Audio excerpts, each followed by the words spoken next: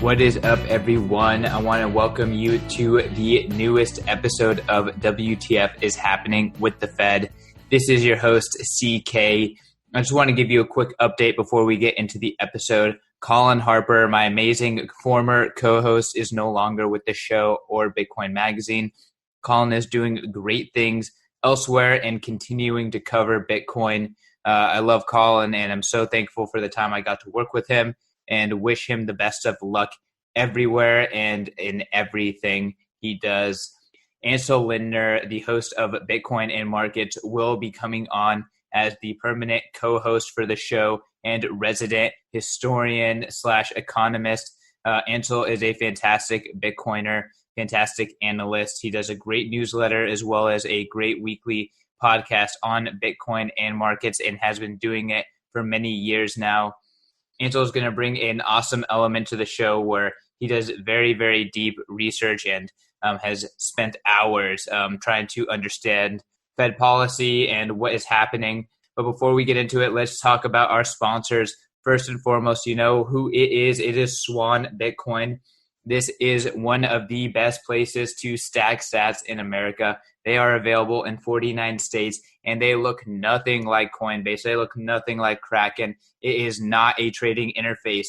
It is really a place that you can send your mom, your aunt, your sister, whoever is not, you don't want them to see some crazy altcoin chart and, all this trading UX. You want them to be saving Bitcoin. Swan, they have this thing, it's called the sentence. You walk through the sentence, you say how much I want to save, how often I want to save it, and to what address I want to send it to. It's really that easy. Check out Swan Bitcoin at swanbitcoin.com.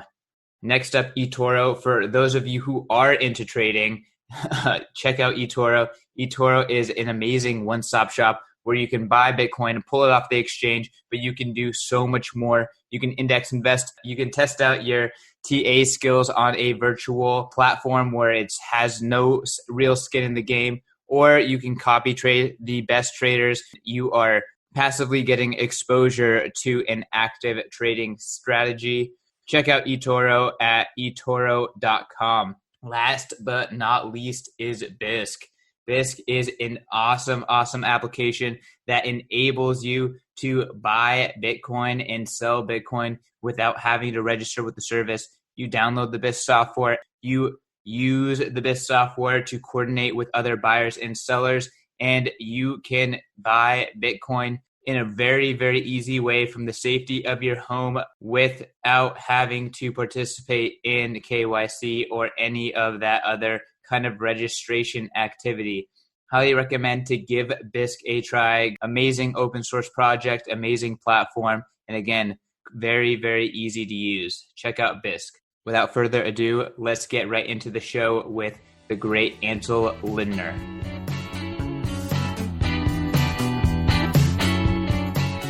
What is up, everyone? Welcome to WTF is happening with the Fed. This is CK, and you are listening to a Bitcoin Magazine podcast. I'm really excited for a new era in WTF with a really fantastic Bitcoiner, someone that I have personally learned a ton about Bitcoin from when I got started in 2017.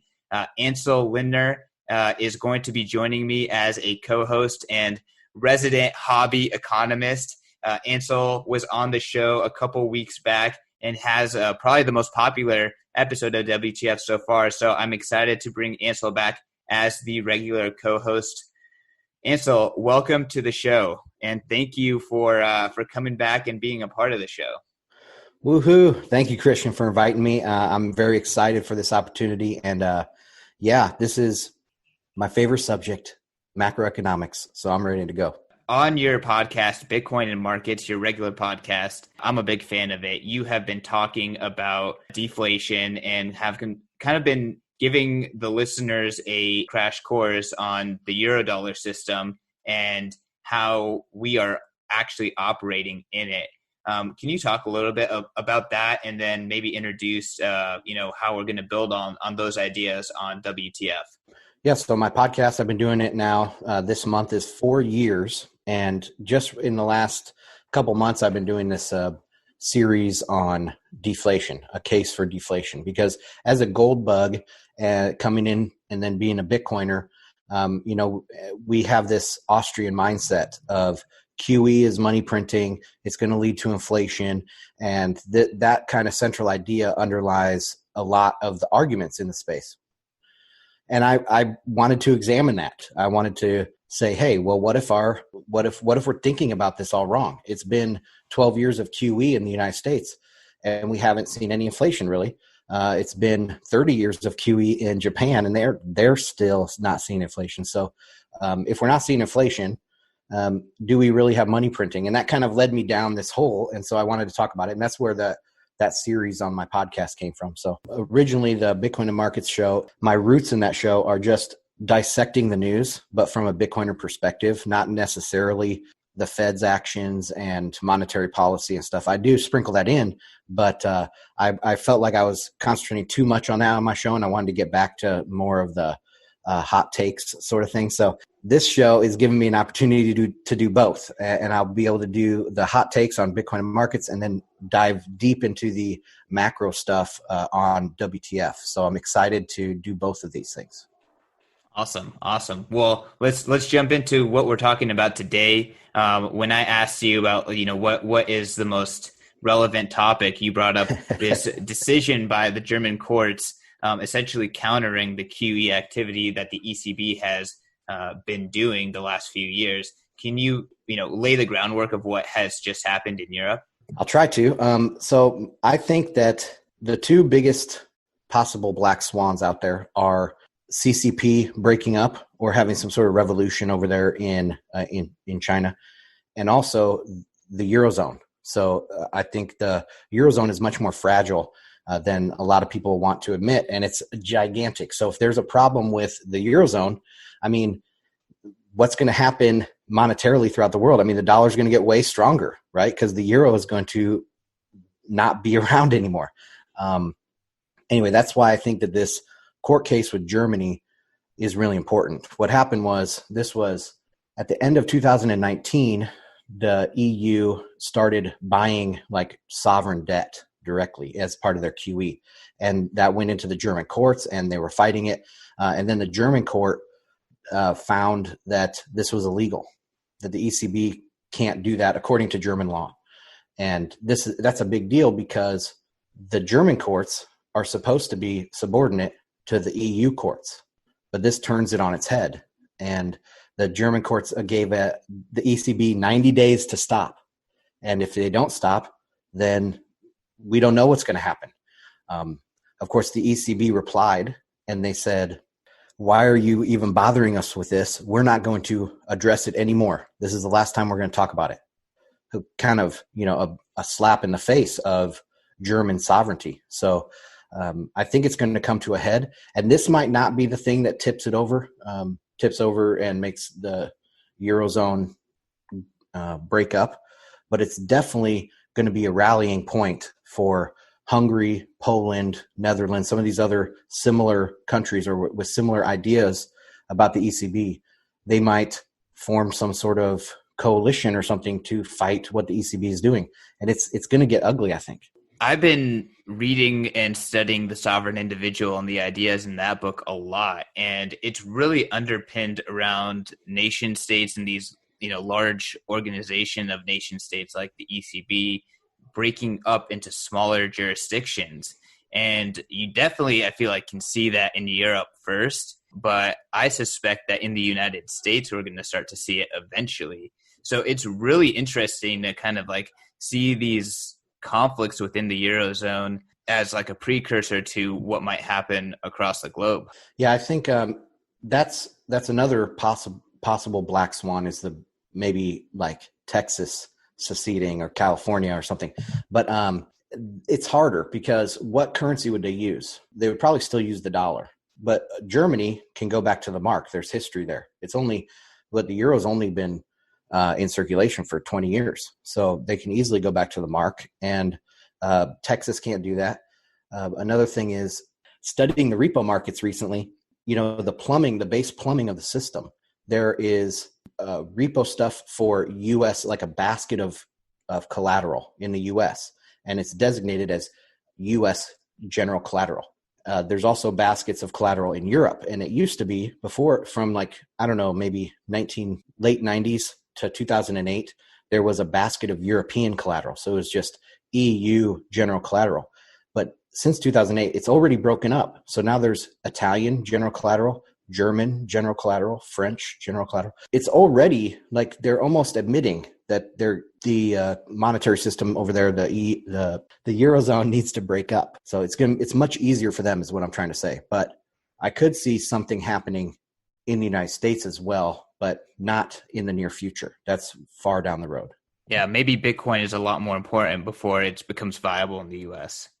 You do bring up like the dollar is sticky and powerful, and Europe could go to the dollar too. Like the reality is that all the real economy in Europe is on the dollar standard already. So it's not like they're actually that tied to the euro. Yeah, all the German corporations are, taking loans in dollars.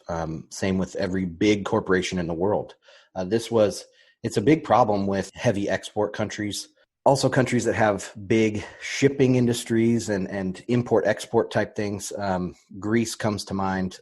Lebanon just had a recent issue. They're going through some hyperinflation, and they defaulted on a bunch of euro bonds, which are dollar-denominated bonds. That is an example of how, the dollar is just ingrained within all of the international settlement in the world. It's 90% of it. This really kind of sparks the idea in my head that we should do a show where we kind of bring the listeners up to speed about like the current status of all the major kind of economies around the globe. Maybe that's a series of shows. But let's get right back into this specific court case. Can we dive into some of these details that you've laid out in this document? What exactly is happening here, and what you think is going to shake out? Yeah, so I just provided a bunch of links for different articles over the last month explaining this. And I've seen a lot of pundits out there, that you would see sitting down on CNBC and stuff. They don't think it's a big deal. But then you read like kind of maybe more niche people from the ground in Europe, and this is a really big deal. It reminded me a lot of the Kentucky and Virginia resolutions. And for those people that aren't up on their American history, this was very close after the signing of the Constitution. So the founding fathers signed it in 1791. And then at the end of the 90s there, so it's like 1798 or 99, they signed this Kentucky resolutions and the Virginia resolutions. And these were about nullification because the states were still really worried about the federal government overstepping the Constitution.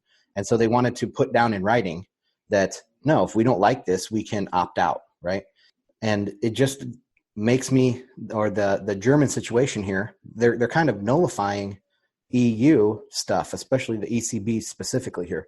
They're nullifying the ECB's efforts. And it just reminds me of the Kentucky resolutions. I don't know where I want to go with that, but yeah. No, I mean, it kind of makes sense. And, if Greece were to do something like that, no one would actually care. But the fact is, yes, Germany is the most important economy. And therefore, like, Germany has the ability to kind of, put the ECB in a tough spot, because them not cooperating is a much more powerful thing. And, like you said, it could bring on even other countries to stop cooperating, like the Netherlands and Poland and stuff like that.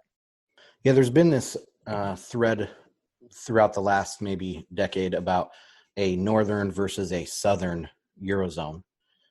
So yeah, you have like Germany, maybe you would have France in there, and the Netherlands, Poland, places like that, maybe even the Baltic states, Estonia and stuff. Those would be in like the northern Eurozone. And then the southern Eurozone is where all the problems are coming from. You have Spain, Italy, Greece. And so if that could be like a fault line that we see break up.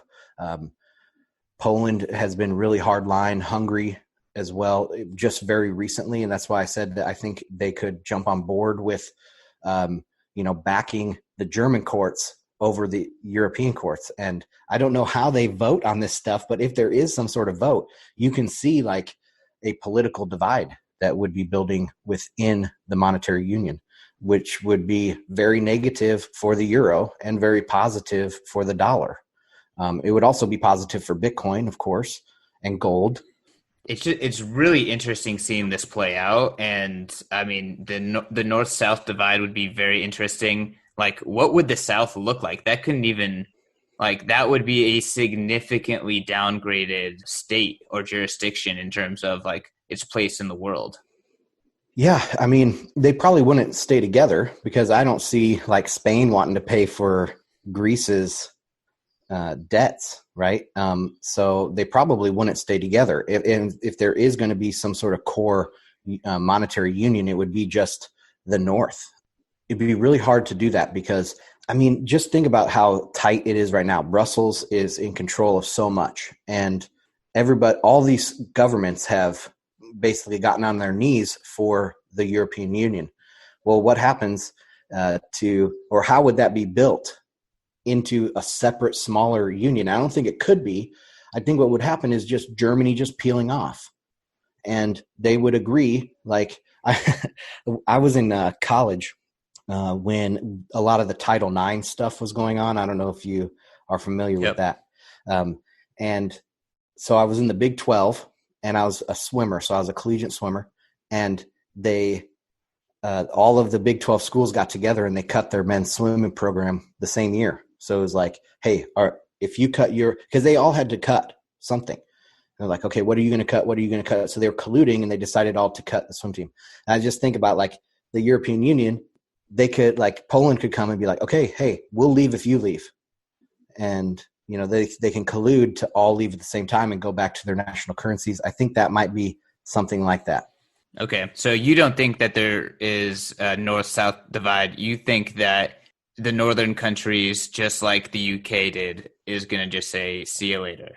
Yeah, probably. I don't think that it's just too hard politically to form a little group that leaves. I think you would have to just have single countries leaving, and then maybe 5 or 10 years down the road, they decide to work together.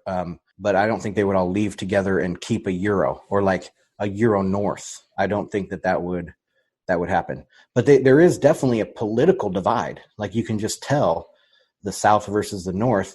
The North is much more productive, first off, but they're much more savings oriented and things like that, where the South always has problems with their budget.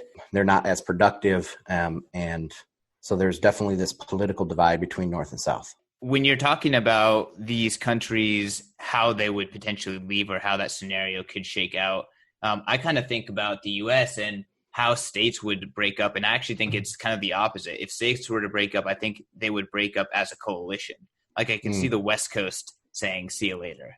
I mean, maybe Texas by itself, but it seems as though states kind of need each other more because there's more of an integration with the United States as a country rather than independent countries.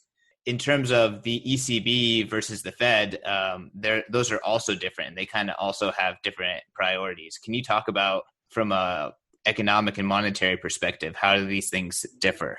Well, they have different mandates. The Fed has a dual mandate of maximum employment and stable prices. I mean, these are like theoretical because we don't even know if they have the power to do this, but maximum employment and stable prices. And within that, stable prices for the Fed is moderating long-term interest rates, and they target symmetric inflation. So they can do policy to keep inflation low or to push inflation up. So their target's 2%. And if it's running at 5%, they can change their policy to bring it down. But if it's 0, they can change their policy to push up inflation. The ECB is slightly different. They don't have an employment mandate. It's strictly stable prices. They don't have a systemic inflation target. So it's just below 2%. So that's why we've seen like these negative rates in Europe, and they can't really do anything. I mean, inflation is 0 or negative, and they ECB does not have the mandate to push that up, right? They only would have a mandate to keep inflation down. So that's part of playing, or that plays partly into this whole thing with Germany, because the Bundesbank is historically extremely careful. They're extremely rigid. They have very sound monetary policy when they were the central bank. They're still the central bank of Germany, but when they were their own central bank. And when they got in, they thought, hey, well, this is they will only fight inflation if it's high. They won't fight low inflation because they're really scared of inflation. I mean, if you go back to the Weimar inflation of the 20s, Germany has had a very bad hyperinflation within possibly the living memory of some people. And so they are very scared of inflation. And now some of these new policies by the ECB is bringing up this whole topic again. And they're saying that's illegal. We didn't sign on to that.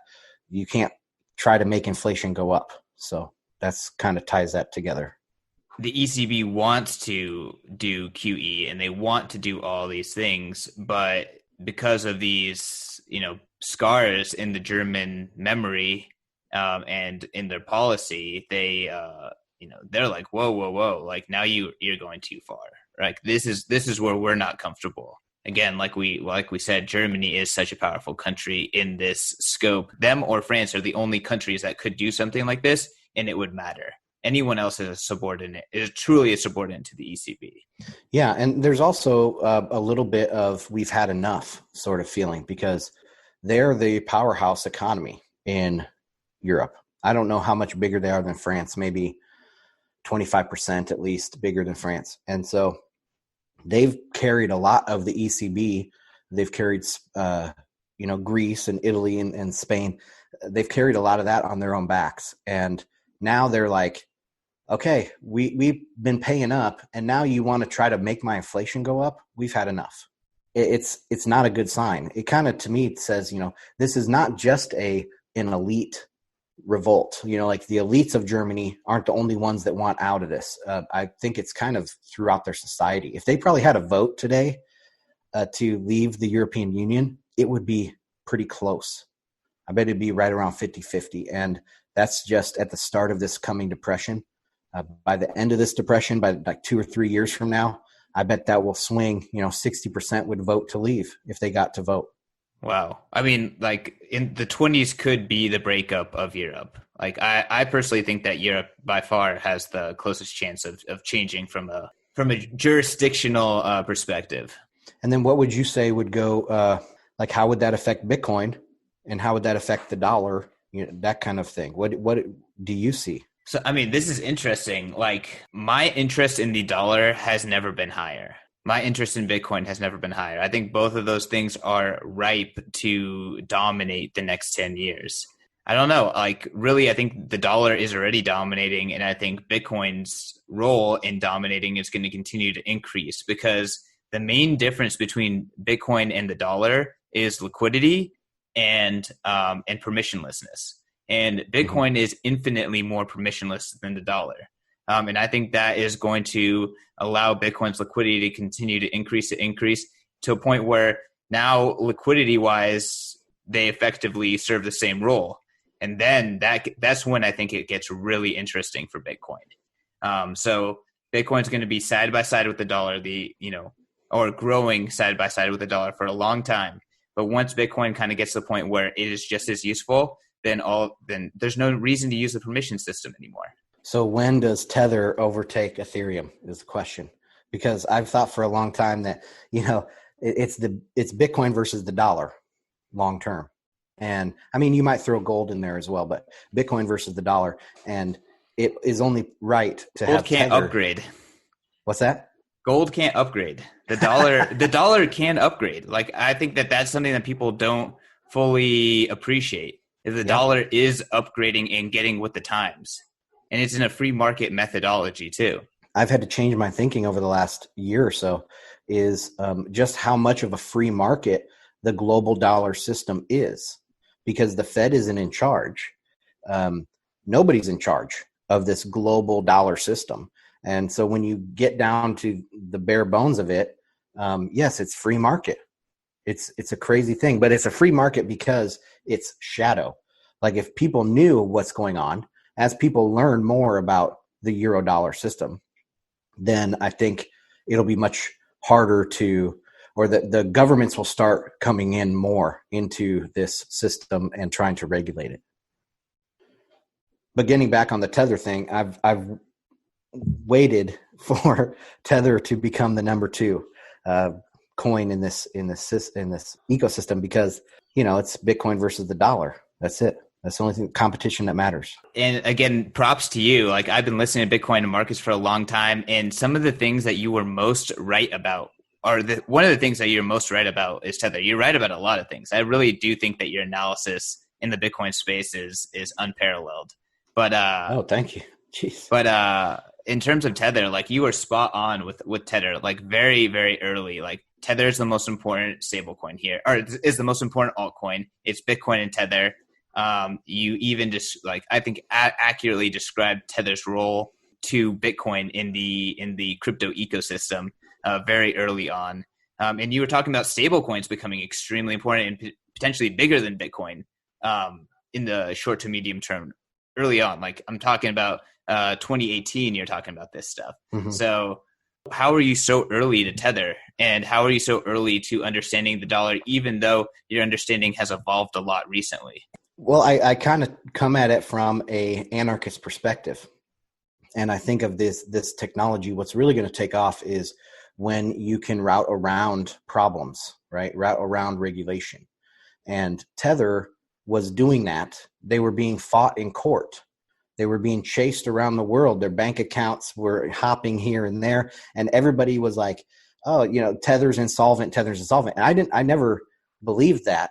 I just thought that they were playing whack-a-mole with the regulators, trying to stay one step ahead of them. And so I saw the huge demand for them, that they were needed. And so it was pretty easy to say, well, they're probably because if regulators went after Ethereum that way or XRP, there's no way that they would sustain against these regulators the way that Tether did. So I just thought that Tether deserved to be up there, and knowing that the competition was between Bitcoin and the dollar, that really obviously made it easy to pick Tether. I don't think I was necessarily earlier than a lot of people, but I just might have talked about it on a podcast before they did. Cool. Well, it's going to be really exciting to talk about this macroscape and actually acknowledge Bitcoin and other cryptos, potential, Tether for sure. Their role in shaping the future. So I think that's one of the biggest differentiators about WTF, especially with you on board. I'm very excited. Let's get bigger and bigger and educate people about what's going on with this monetary system. Awesome.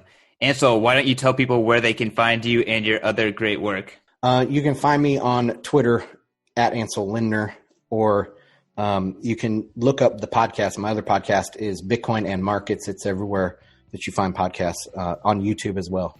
Awesome. And then you can find me at CK_Snarks on Twitter. You can find my other show, POV Crypto Pod, the Bitcoin versus Ethereum podcast, at POV Crypto Pod on Twitter.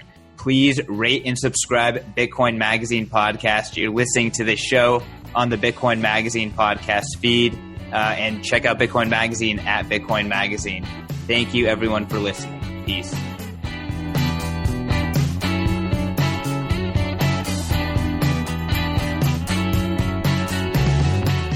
A quick reminder that all of the content in this episode is for informational and entertainment purposes only. You should not construe the information as legal, tax, investment, financial, or any other advice. Nothing contained in this presentation constitutes a solicitation, recommendation, or offer by BTC Media, the Let's Talk Bitcoin Podcast Network, or any third-party service provider to buy or sell securities or any other financial instruments. Do your own research.